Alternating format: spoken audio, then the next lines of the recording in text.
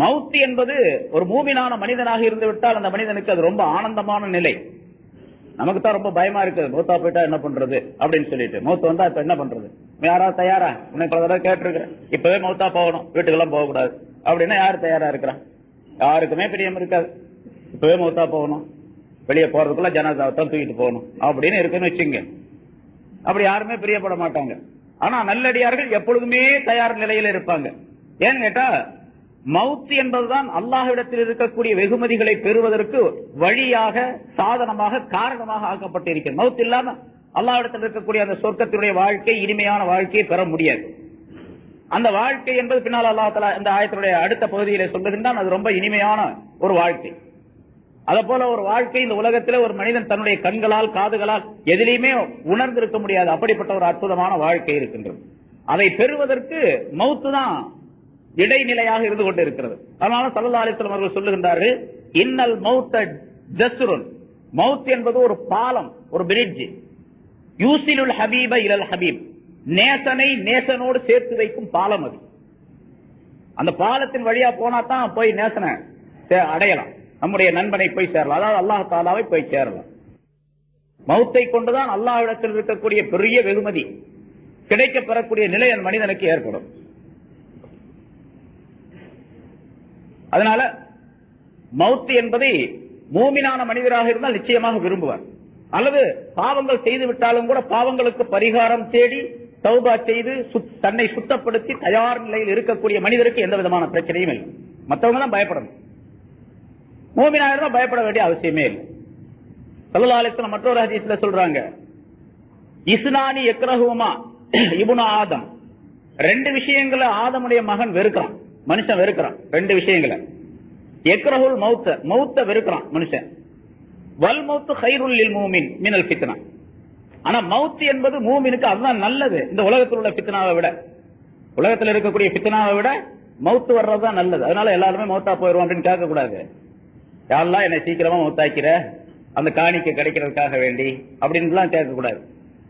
அதுக்கும் ஸல்லல்லாஹு அலைஹி வஸல்லம் வழிமுறையை சொல்லி தந்திருக்கிறாங்க. சிரமம் ஏற்பட்டுச்சு, கஷ்டம் ஏற்பட்டுச்சு, யா அல்லாஹ் இந்த உலகத்துல என்ன வச்சிருக்காதே, இவ்வளவு கஷ்டமா இருக்க, என் பொண்டாட்டி என்ன இவ்வளவு தொந்தரவு செய்யறாளே, என் பிள்ளை எல்லாம் அப்படி கஷ்டப்படுத்துறாங்களே, எனக்கு காசு கிடைக்க மாட்டேங்குதா, வியாபாரம் சரியில்லையே, நான் சீக்கிரம் மௌத்தாக்கி அப்படின்லாம் கேட்க கூடாது.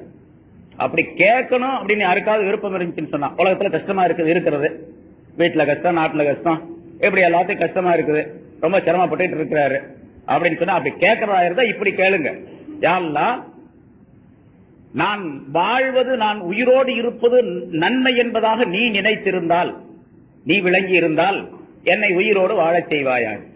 நான் இறந்து விடுவதுதான் நல்லது என்று நீ நினைத்தால் என்னை மௌத்தாக்கி விடுவாயாக. இந்த உலகத்துடைய குழப்பங்களில் அகப்படாமல் என்னை நீ மௌத்தாக்கி விடுவாயாக அப்படின்னு ஸல்லல்லாஹு அலைஹி வஸல்லம் கேட்க சொல்றாங்க. அப்படி கேட்டுக்கலாம். அது அல்லாஹ்வுடைய விருப்பத்தில் விட்டுறது இல்ல. என்ன மௌத்தாக்குறது நல்லதுன்னா நீ மௌத்தாக்கு, உயிரோட வைக்கிறதுனா உயிரோட வை என்று அல்லாஹ்விடத்தில் ஒப்படைச்சிடுறது, அதை செய்யலாம். மனிதன் பொதுவாகவே மௌத்தை வெறுக்கக்கூடிய நிலை இருக்கின்றது. ஆனா மவுத் என்பது மூமினுக்கு ரொம்ப ஹைரானது ஃபித்னாவை விட. ஃபித்னானா என்ன? உலகத்துல இருக்கிறது எல்லாமே ஃபித்னா தான்.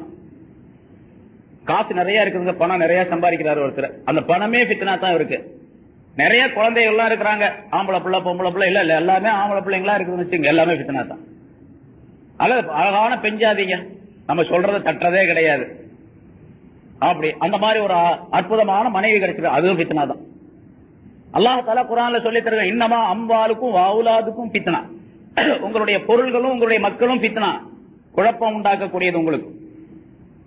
வ இன்ன மின் அஸ்வாஜிக்கும் வஅவுலாதிக்கும் அதுவல்லக்கும் ஃபஹதரூஹும், உங்களுடைய மனைவி உங்களுடைய மக்களில் இருந்தே உங்களுக்கு எதிரிகள் இருக்கிறார்கள், ரொம்ப ஜாக்கிரதையா இருந்துங்க அவங்கள்ட்ட என்று அல்லாஹ் தஆலா சொல்லுகின்றான். மனைவி மக்கள்லயே எதிரி இருக்கிறாங்க, அவங்க தான் எதிரி, உங்களுக்கு முதல் எதிரி. வீட்டுக்குள்ளதான் முதல் எதிரி, அப்புறம் இரண்டாவது வெளியே எதிரி. அதனால ரொம்ப ஜாக்கிரதை, ஃபஹதரூஹும், அவர்களை ஜாக்கிரதையாக அவரிடத்தில் இருந்து கொள்ளுங்கள் என்று அல்லாஹ் தஆலா எச்சரிக்கை செய்கின்றார். ஆக மவுத் என்பது மனிதன் வெறுக்கிறான், ஆனா மவுத் வர்றதா பூமிக்கு ரொம்ப நல்லது, பூமினா இருந்தா அது நல்லது தானே. சரி, இன்னொன்னு என்ன, ரெண்ட வெறுக்கிறான்னு சொன்னாங்கல்ல, வயக்ரஹு கில்லத்தல் மால், பொருள் குறைவாக இருப்பதை வெறுக்கிறான். என்ன வருமானமே இல்ல, ஒரு நாளைக்கு 20 ரூபா தான் 50 ரூபா தான் சம்பாதிக்கணும், ஏதோ அரை குறையா கஞ்சி குடிச்சிட்டு இருக்க அப்படின்னு சொல்லி சொல்றான். ரொம்ப குறைவான காசு தான் கிடைக்குது அப்படின்னு சொல்லி மனுஷன் பொருள் குறைவாக இருப்பதை மனிதன் வெறுக்கிறான். ரொம்ப அதிகமா இருந்துச்சு அப்படின்னு சொன்னா அவனுக்கு ரொம்ப சந்தோஷம், இன்னைக்கு பரவாயில்லங்க, பறக்கத்தை எல்லாம் பறக்க செஞ்சுட்டான் இந்த சீசன்ல எப்படி ஒரு 2 லட்சம் ரூபாய் 4 லட்சம் ரூபாய்க்கு வியாபாரம் நடந்துச்சு அப்படின்னு சொன்னா அவனுக்கு ரொம்ப சந்தோஷம். பொருள் குறைவாக இருப்பதை வெறுக்கின்றான். வக்கில்லத்துல் மாலி அகல்லுல் ஹிசாப். பொருள் குறைவாக இருப்பதுதான் கேள்வி கணக்கு ரொம்ப கம்மியாவதற்கு வசதியா இருக்கிறது. அல்ல கேள்வி கணக்கு கேட்கறது ரொம்ப கம்மி இல்ல. காசே இல்லைன்னு சொன்னா என்ன கேள்வி கேட்கறான்? கேள்வி கேட்க போறான். என்ற காசே இல்ல அல்ல அப்படின்னு சொல்லிட்டு நேரா போயிட்டே இருக்கலாம். இப்ப நம்ம இதுல இருந்து வெளிநாட்டுல இருந்து வர்றோம், கஸ்டம்ஸ்ல வந்த உடனே ஒட்டி ஒண்ணுமே கொண்டு வரல, ஒரே ஒரு சூட்கேஸ் தான், துணிமணி தான், பழைய துணிமணி மட்டும் தான் உள்ள வச்சிருக்கிறோம். நேரா கிரீன் சேனல்ல அப்படியே வந்துடலாம். அங்க போய் அவனுக்கு கேள்வி பதில் எல்லாம் சொல்லிட்டு பொட்டி துறை அதை துறை இதை துறை இதுல என்ன வச்சிருக்கா அதுல என்ன வச்சிருக்கா நோண்டி பார்க்க வேண்டிய அவசியம் இல்லை. அதே மாதிரி எந்த காசுமே இல்ல, உலகத்துல பாரமே இல்ல, பொருள் சுமையே இல்ல. அல்லாஹ் கஸ்டம்ஸ்ல அங்க விசாரிக்கக்கூடிய நேரத்துல மாஸ்டர் மைதானத்தில் நேரா பொட்டி தூக்கிட்டு கிரீன் சேனல்ல போயிடலாம். அப்படியே அந்த மீசான் தராஸ்ல வந்து எடை கூட இருக்கும். அப்புறம் சிராத் முஸ்தகீம் என்ற பாலத்துல அப்படியே அதான் கிரீன் சேனல்.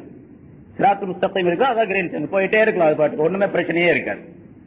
அது அகல்லுல் ஹிசாப், கேள்வி கணக்குக்கு ரொம்ப கம்மியான ஒரு தன்மையை உண்டாக்கக்கூடியது.